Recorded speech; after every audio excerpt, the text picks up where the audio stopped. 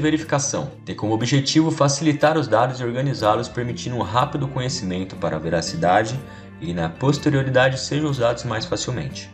As folhas de verificação são tabelas ou planilhas que facilitam a análise de dados, evitando comprometer a análise dos mesmos, permitindo uma imediata informação da situação, ajudando a diminuir os erros.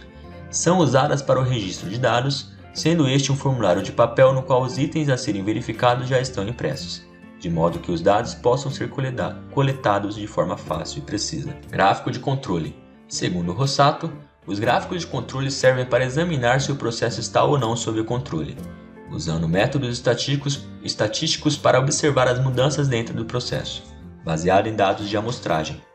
Estes gráficos dão a informação de como o processo se comporta num determinado tempo, isto é, se ele está dentro dos limites pré-estabelecidos, assinalando a necessidade de procurar a causa da variação. Gráfico de controle.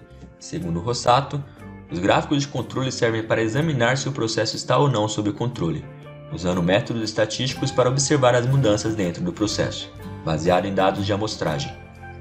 Estes gráficos dão a informação de como o processo se comporta num determinado tempo, isto é, se ele está dentro dos limites pré-estabelecidos, assinalando a necessidade de procurar a causa da variação.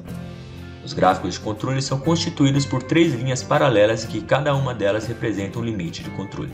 Assim, linha central representa o valor médio do característico de qualidade, linha superior representa o limite superior do controle e linha inferior representando o limite inferior do controle. Carta de controle.